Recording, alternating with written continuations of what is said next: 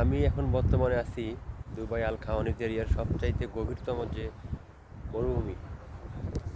দেখেন একটু আগে থেকে কতটা নিচা।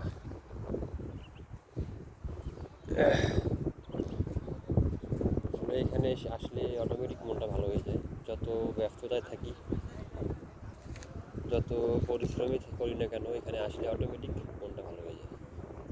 তো আপনাদেরকে একটু দেখাই, এটা হলো মানে একবার নির্জন একটা এলাকা। পাশেই শারজা বর্ডার, ওই পাশে শারজা। আর এই জায়গাটা হচ্ছে গিয়া দুবাই আল খাওয়ানিজ টু, মানে দুবাইয়ের শেষ সীমানা। আর ওই সাইডে হলো শারজা। ওই যে শারজার মসজিদের মিনার দেখা যায়, ওই বিল্ডিংগুলো সব শারজার ভিতরে।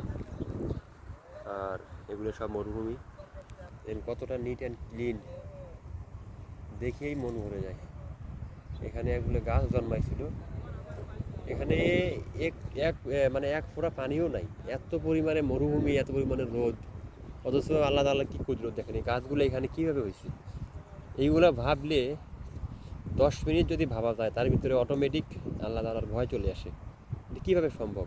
আল্লাহ চাইলে কিনা সম্ভব। দেখেন এখানে এই যে গাছগুলো, কোনো পানি নাই, কোনো কিচ্ছু নাই, এগুলো কীভাবে বাইচে আছে? কারণ এর মালিক হলো আল্লাহ তাআলা। এখানে অনেকগুলো পাখি বসবাস করে, ওই যে পাখিগুলো উঠতেছে।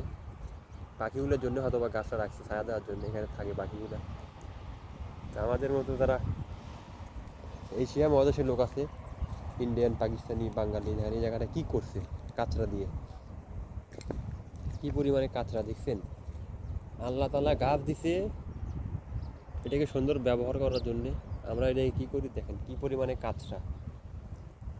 এগুলো সব মালখোর যারা আছে, মদ খায়, নেশা করে, এই সারারা সব জায়গায় আসে মাল খায়। এই যে বালিশ, এখানে খারাপ কাজও হয় রাত্রিবেলা, তুমি আর বললাম না, আপনারা ভাইবে বুঝে নিন। দেখেন কত পরিমাণে মদের বোতল, মানে পরিবেশগুলো কীভাবে নষ্ট করে রাখছে। এগুলো কিন্তু দুবাই গভর্নমেন্টে দেখে না, এগুলো অনেক ভিতরে তো, যার কারণে ওদের চোখে পড়ে না। চোখে পড়লে এগুলো অনেক কঠিন ব্যবস্থা নিতে হবে, পরিবেশের ক্ষতি। তো এই দেখেন কত সুন্দর একটা গাছ, গাছটারে কত ময়লা দিয়ে মানে একবারে ধ্বংস করার অবস্থা একটা কথায়। কিছুদিন পরে গাছটা মারা যাবে, কারণ যে পরিমাণে ময়লা আবর্জনা এখানে ছড়া ছিটে রাখছে এরা, গাছটার ক্ষতি করতেছে। এগুলো পরিষ্কার করে দিলে পরিবেশেরও ভালো। তো ঠিক আছে, এক ভিডিওতে এত বড় করা আসলে ঠিক না। অনেকে সময় ব্যয় করতে চায় না ভিডিওতে, যেমন খালি 2-3 সেকেন্ড দেখে চলে যায়, যার কারণে ভিডিও বড় বানাই না, লং বানাই না। ঠিক আছে, সকলে ভালো থাকেন। আসসালামু আলাইকুম।